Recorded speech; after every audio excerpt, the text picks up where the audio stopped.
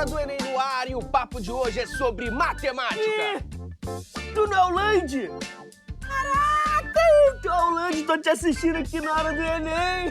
Você também é o Land. Eu? Eu também sou o Land. Eu também sou o Land. Eu também sou o Land. Eu também sou o Land. Eu também sou o Land.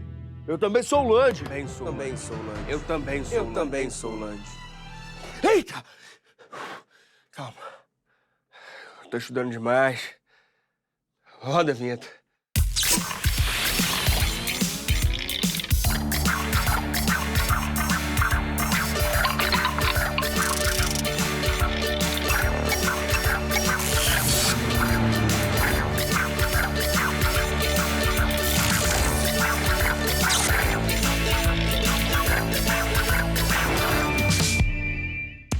A matemática tá te tirando o sono?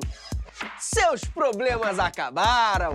O nosso convidado é um professor que ficou famoso por conseguir transformar qualquer estudante em um campeão dos números. Luiz Felipe Lins conta o segredo. Antes, a gente conta com a ajuda do professor Eduardo Correia. Seja bem-vindo, professor. Tudo bem, Land? Tudo bem com você? Tudo ótimo. Certo. Professor, a prova de matemática traz muito gráfico, tabela, imagens, mas também tem uns enunciados bem detalhados. Interpretação faz toda a diferença, não faz? Faz muita diferença. Às vezes, se ele não perceber o enunciado corretamente, ele pode levar na prova do Enem uma alternativa equivocada. A alternativa que alguns chamam de pegadinha ou não, mas pode errar de maneira boba, né? Acho que é muito importante, a parte do português, a interpretação é muito importante também, andando em conjunto com a matemática. E qual é a estratégia lá na hora de resolver a questão na prova com o relógio correndo? Eu acho que o aluno que está preparado, né, que vem estudando durante muito tempo, ele faz com muita tranquilidade. Tem muito aluno que fica ansioso, mas na hora que a prova começa, ele esquece a ansiedade e vai fazendo. Eu acho que concentração, ter uma boa noite no dia anterior, uma boa alimentação, eu acho que é um dos segredos do sucesso. Show de bola. Bora ver a questão? Vamos? Opa, roda aí. E hoje a gente vai responder uma questão do Enem de 2015, então olho na tela. O enunciado diz: a insulina é utilizada no tratamento de pacientes com diabetes para o controle glicêmico. Para facilitar sua aplicação, foi desenvolvida uma caneta na qual pode ser inserido um refil contendo 3 ml de insulina, como mostra a imagem. Para o controle de suas aplicações, definiu-se a unidade de insulina como 0,01 ml. Antes de cada aplicação, é necessário descartar 2 unidades de insulina de forma a retirar possíveis bolhas de ar. A um paciente foram prescritas 2 aplicações diárias, 10 unidades de insulina pela manhã e 10 à noite. Qual o número máximo de aplicações por refil que o paciente poderá utilizar com a dosagem prescrita? Então, é uma questão na qual ele te fala a unidade da insulina. Ele fala que a unidade da insulina é de 0,01 ml. Outra informação muito importante, ele fala que é necessário descartar 2 unidades de insulina. E ele fala que a aplicação são de 10 insulinas. Então, pegando todas essas informações, o que a gente vai escrever? A gente sabe que cada unidade será de 0,01 ml. Que é necessário descartar, isso o enunciado também te fala, 2 unidades. Só que 2 unidades representam o quê? 0,02 ml, já que cada unidade é 0,01. E aí é o seguinte, cada aplicação, ele fala que a aplicação são de 10 unidades. Só que no texto ele falou que é necessário descartar 2 unidades de insulina. Então significa dizer que se ele precisa de 10 unidades, em cada aplicação ele vai utilizar 12 unidades. As 10 que ele precisa, mais as 2 iniciais para evitar, retirar possíveis bolhas de ar. Então, cada aplicação serão utilizadas 12 unidades. Só que, se cada unidade tem 0,1 ml, 12 unidades vão ter 0,12 ml. E aí é o seguinte, o enunciado te disse que cada refil possui 3 ml. Então, cada refil tem 3 ml. Ele quer saber quantas vezes isso aqui cabe dentro de cada refil. Ele quer saber quantas vezes isso está aqui dentro.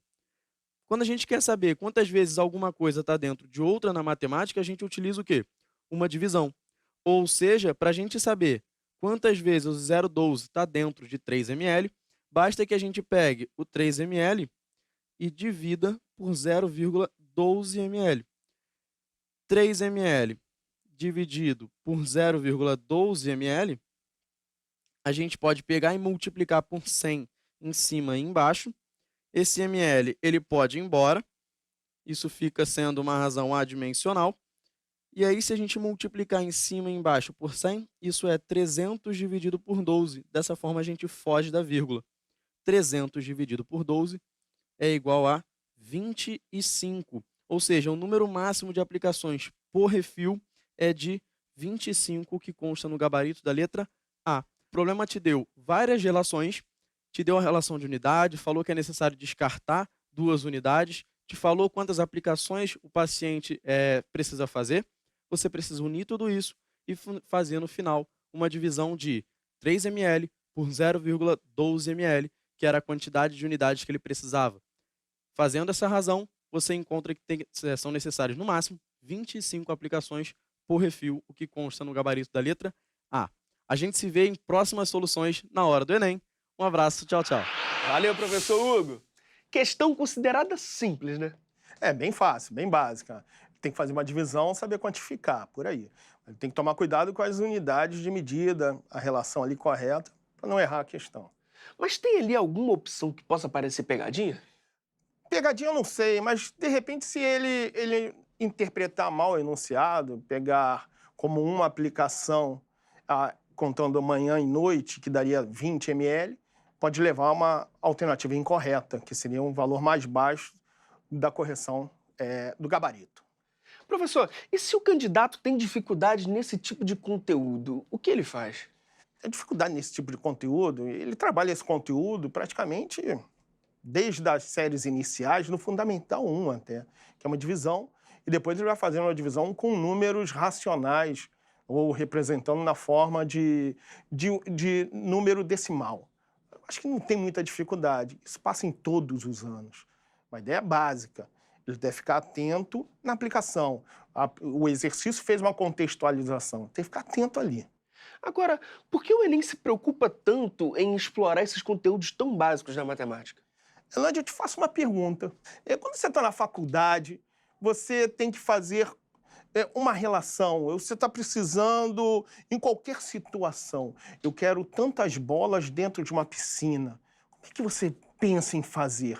Quantas bolas cabem numa piscina? Uma situação básica. Você vai precisar saber qual é o volume da piscina, qual é o volume da bola e fazer uma divisão básica. Então, a matemática pode contextualizar e pode estar presente no cotidiano e não só na área de ciências exatas, mas qualquer ciência. Por exemplo, se você encontrar, você tem um mapa aqui, um mapa bonito, o mapa aqui, mapa mundi, mas esse mapa ele está com uma escala. Eu preciso saber que escala, o que ele reflete. O mapa foi feito de acordo com uma projeção. Por exemplo, a Terra pode ser considerada uma esfera, não é uma esfera, uma geóide, porque é mais achatada nos polos. Mas quando você quer projetar isso num plano, você teve que efetuar algumas distorções, porque a esfera não é planificada. Então, tem uma matemática por trás, não só nas ciências exatas, mas em todas as ciências.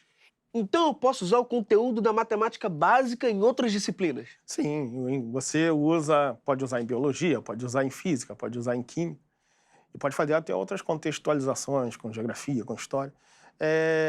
Por exemplo, na nossa questão, a gente teve uma mudança de unidade de volume. Né? Unidade de volume ali, a gente trabalhou com mililitro. Né? O mililitro é a milésima parte do litro, e isso o aluno tem que ficar bem atento. Tem muita questão, até questão que já caiu no próprio Enem, questão de química, que ele teve que fazer uma regra de 3, no qual ele tinha que transformar em mililitro para litro ou em litro para mililitro. Tem que ficar atento, o litro é uma unidade de volume, tem que saber fazer essas transformações. Isso pede um resumão do conteúdo de matemática no ensino fundamental, né, professor? Ele precisa saber trabalhar com regra de 3, com grandezas proporcionais, com porcentagem, essa parte básica, e sem falar das operações aritméticas básicas. Isso tudo tem que ser carregado para qualquer prova e para qualquer questão do Enem, né? Isso tudo aparece em questões fáceis de resolver? Sim, aparecem questões difíceis também. Quando aparecem questões difíceis, ela é apenas um trampolim, um passo. É difícil cobrar além do que só aquela operação básica. Tem algum exemplo, professor? Para fazer uma média aritmética ponderada, que muitos chamam só de média ponderada, eu tenho que fazer uma divisão, como aconteceu na questão, tive que fazer uma divisão. Para fazer uma porcentagem, por exemplo, se o todo para mim 100% representa 30 e minha parte é 10, eu posso saber qual é a porcentagem apenas fazendo ou efetuando a divisão 10 por 30. Então essa divisão também pode ser aplicada em outras situações também. Vale reforçar que são habilidades que a gente usa no dia a dia, né, professor? No cotidiano. Precisamos sempre disso. A matemática é inerente ao nosso dia a dia, né? Interessante, a matemática é uma ciência universal, considerada ciência por alguns, mas é um ferramental universal. A gente precisa dele em qualquer lugar e todos entendem a matemática em qualquer lugar do mundo. E não é porque é um conteúdo simples que a gente não deva prestar atenção, né, professor? A matemática tem um problema, né? Ou um problema ou algo a favor. Eu não consigo trabalhar com a matemática no ensino superior ou no final do ensino médio se eu não souber o que aconteceu tudo anteriormente. Então ela é um pouco encadeada, para não falar que é totalmente encadeada. Diferente um pouco de outras disciplinas. Tem que ficar atento. Em toda série o aluno tem que prestar atenção e estudar um pouquinho. Pois é, e eu tive integral na faculdade, tive dificuldade porque me faltava conhecimento em matemática básica. Eu tive que pedir ajuda ao professor. Você citou um exemplo que é bastante comum na graduação. Às vezes a gente pega um aluno numa turma de cálculo 1, cálculo 2, que ele aprende as técnicas de integração. Ele sabe um pouquinho a regra da cadeia, sabe integrar por partes, mas na hora de operar algebricamente, ele erra, ele falha. Então, é um conteúdo anterior que passou despercebido ou que ele não consertou ou diminuiu, atenuou as dificuldades que ele tinha. Perfeito. Eu acho que todo aluno, quando tem essa dificuldade, deve procurar ajuda, deixa eu localizar para que evite os erros. Professor, para quem tem dificuldade em alguns pontos, qual é a estratégia? A estratégia, por exemplo, vamos falar do Enem. A estratégia no Enem é fazer as provas anteriores, né? As provas anteriores estão revisando todo o conteúdo programático do Enem. Ali é muito importante ele fazer cada uma, porque cada questão tem sua habilidade, sua competência, né? Eu acho que esse é o caminho para ele ter sucesso no Enem. Então, recapitulando, qual é o conteúdo da questão? Foi muito basicão, a aritmética que aconteceu ali. E quando a gente aprende isso? A aritmética vem das séries iniciais, veio do primeiro ano, do segundo ano do ensino fundamental 1. Tudo bem, ele trabalhou um pouco com número decimal. Aí isso ele começou a aprender no 6º, no 7º ano do ensino fundamental. Na verdade, é fundamental 2 já. E se ele quiser reforçar esse conteúdo básico, qual é a sua sugestão? Landi, pega as provas anteriores, mas não só a prova do Enem, tem questões interessantes. A gente tem um modelo, esse modelo novo do Enem, ele acontece desde 2009. Mas você tem uma prova, por exemplo, a prova da UERJ, da Universidade do Estado do Rio de Janeiro. Ela usa uma prova contextualizada. E ela vem trabalhando esses conteúdos básicos muito bem feitos, né? As questões muito bem elaboradas. Ele também pode pegar, então, o aluno para estudar, pode pegar os exames de qualificação do vestibular da UERJ. Show de bola, professor. Muitíssimo obrigado por toda a ajuda, viu? Volte sempre. Nada, agradeço. Até a próxima. Até a próxima. Seja bem-vindo, professor. Tudo bom? Quanto tempo? O quê? 10 anos? 10 anos, 11 anos, Chega né? mais, chega mais. 10 ou 11. Seja bem-vindo, professor. Nada. Prazer imenso ter você aqui. Eu também. Quem não sabe, eu chamo de professor Felipe, foi meu professor, me ajudou muito. Só tenho a agradecer. Campeão de matemática. Você ainda tem um certificado seu. Não trouxe, tá perdido na minha casa, mas eu tenho. Mandei umas fotos também na premiação lá no IMPA. Você com a medalha. Guardou, né? Guardei. Professor, muito obrigado mesmo pela sua presença. Nada que isso. É muito importante para mim ter você aqui. Também é um prazer estar aqui, ver vocês assim. Agora, pessoa arrebentando. famosa, né? Sai em capa de revista. Professor. Trabalho das crianças. Você é professor na Escola Francis Jaime, aqui no Rio de Janeiro, que é muito premiado em Olimpíada de Matemática. Qual o segredo? Conta pra gente. O segredo você já passou um pouco, né? Acho que o segredo é entender a matemática como ferramenta, como conceito, como aplicação. Acho que a matemática é um tripé, né? Uma dessas coisas aí mal vai ficar ruim. Então, tem que entender bem um conceito, tem que saber instrumentalizar, né? Mexer com a matemática e tem que saber aplicar também. Aí, esse é o segredo. E construir uma matemática que faça sentido para a vida dessa garotada aí, né? Professor, de que modo competições como as Olimpíadas podem contribuir para a aprendizagem? Os problemas das Olimpíadas são problemas não tradicionais, aqueles problemas que a gente vê de repetição de exercícios, né? São problemas que fazem raciocinar. Valorizam mais as estratégias de resolução, as diferentes formas de chegar a uma resolução de um problema do que apenas utilizar a mecânica ali da matemática. Então, esses problemas mostram para o aluno que ele ser desafiado, está motivado a tentar descobrir a solução, é interessante. Então, essa matemática que das Olimpíadas que é a matemática que eu acredito que seja uma matemática que faça efeito para essa garotada. Bom, agora tem uma história de escrever um texto e gravar um vídeo. Na época que eu me preparei não tinha isso. Conta essa história pra gente. Hoje a gente tem tecnologia, né? Quer dizer, assim, a gente vai estudar trigonometria. Eu tô com uma garotada de 9º ano, vou trabalhar trigonometria, mas o que é fundamental na trigonometria? Às vezes o moleque fica decorando um monte de fórmulas, ali aquela coisa sofrida da trigonometria, mas ele não entende que ele pode calcular distâncias equiprováveis utilizando um ângulo e uma fita métrica. Então, a gente foi medir uma árvore, a altura de uma árvore, a gente levou um pau de teodolito, que você baixa no celular, um programinha, um aplicativo que vê o ângulo, ele avista o ponto mais alto, a gente com uma fita calcula a altura da árvore. Aí depois eu pedi que eles fizessem isso em lugares da comunidade, muito altos, e gravasse e trouxesse para a sala, né? Para discutir com a garotada o que eles fizeram, mostrar as etapas, montando e calculando. E é maneiro, porque eles falam assim, pô, a altura do prédio, aí um menino divide em 4 andares, ele vai lá na casa dele e vê que media 2,85. E aí ele fala, pô, aquela parada ali dá certo. Claro que aquela parada ali dá certo. A parada ali é matemática, né? É cálculo. Então isso é legal. E quais conteúdos são trabalhados em atividades como essa? Por exemplo, eu montei uma atividade, eu tinha que trabalhar área, perímetro de figuras, quer dizer, você pode chegar no quadro e você passar uma lista de fórmulas e exercícios para ele decorar a área e perímetro de figuras.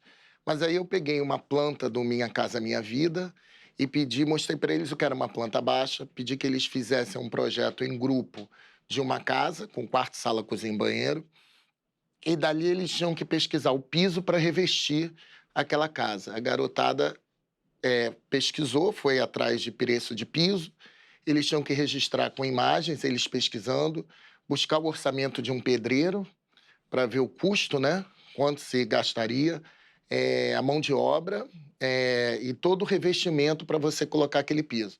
Depois, com um conceito de proporcionalidade, eles fizeram uma maquete e tinham que apresentar as etapas daquele orçamento, daquele custo para revestir aquela casa que eles tinham bolado. Quer dizer, entra proporção, entra área, entra perímetro, entra você minimizar custos, né? Numa obra, por aí vai. E traz para a realidade, traz para a realidade, claro. Porque aí é uma casa, ele passa pelo menos daquela idade, com 12, 13 anos, ter uma noção do que se gasta, qual é o custo para você revestir um imóvel, o chão. Ele tem que calcular a área ali para saber, ele tem que ter uma noção de custo, de quanto se gasta, que existe uma mão de obra. Quer dizer, isso é para a vida toda, é essa matemática aí que faz sentido. E é uma grande dificuldade dos alunos notar essa proximidade entre ele e a matemática, o seu dia a dia? Quando você já vem trabalhando isso, mostrando a aplicação, acho que não. Acho que a dificuldade é nessa matemática cansativa aí que veio anos e que aqui eu estudei, talvez, e que eu demorei muito a perceber que tinha tão pouca a ver com a nossa vida, né? Com a nossa vida de hoje, quer dizer, onde um celular tem tecnologia pura, você pode usar todo o celular para você produzir matemática de forma fantástica e que faça sentido. Quer dizer, essa matemática é que eles querem aprender, não é a matemática da escola de 1.500, de 1.600, 1.700, a gente está falando de uma matemática que não muda. Mas o mundo muda e o mundo é matemática, né? Então ele tem que perceber isso e aplicar. Professor, você que é um grande mestre, eu queria aqui um conselho para aquela galera que vai fazer o Enem e quer destruir na prova. Qual é o conselho? Eu acho que, para quem estuda, quem tem se preparado, acho que é mais um autocontrole e você perceber que existem algumas coisas que são fundamentais. Você coloca no lugar de alguém que queira um bom profissional hoje. Que conceitos de matemática são fundamentais para a garotada saber? Porcentagem, eu acho que é em qualquer área. Noções de chance, probabilidade, estatística, leitura de gráficos, né, e tabela, proporção, noções de área, de volume. Quer dizer, existem alguns conceitos que são fundamentais para qualquer área do conhecimento. O médico não consegue analisar um exame se ele não tem aquelas informações através de dados, de gráficos, de percentuais. Quer dizer, qualquer área que você vai fazer, o que eu preciso de matemática? Eu acho que o Enem é muito focado nisso. Qual matemática essa garotada tem que saber? Que matemática eu preciso que ele saiba para ele ser um bom profissional? Então, se eles pararem para pensar nisso, eles vão perceber que as questões são muito ligadas a contextualizações com coisas atuais, né, que fazem conexões e sentido com coisas da vida e coisas que são aplicáveis. Quer dizer, você despender um tempo para uma matemática que tem uma aplicação. E as provas do Enem cobram muito isso. E aquele mesmo conselho que você dava pra gente na época das Olimpíadas de Matemática, Exatamente. de matemática, eu participei com você. Lanchinho. Um chocolate para acalmar, uma águazinha do lado. Cansou, pede para ir ao banheiro, vai lavar o rosto, né? Dá uma, né? Levanta um pouco, volta, concentra de novo. Não deixa ser vencido e se desmotivar. Passa para a próxima, tenta fazer as questões que vão te dando motivação. Aí você vai melhorando a sua estima e vai resolvendo a prova com mais confiança, né? Quer dizer, à medida que você percebe que você consegue resolver, a confiança aumenta e o sucesso é fácil assim, né? Professor, muito obrigado mesmo pela presença, obrigado por toda a ajuda que você trouxe aqui pra gente e pra minha vida. Muito obrigado Obrigado mesmo. a você também. E se você também quer se tornar um atleta da matemática, a gente te ajuda. Lá no nosso site tem todos os programas do Hora do Enem completos para você assistir e se preparar. horadoenem.mec.gov.br. Até a próxima e bora treinar!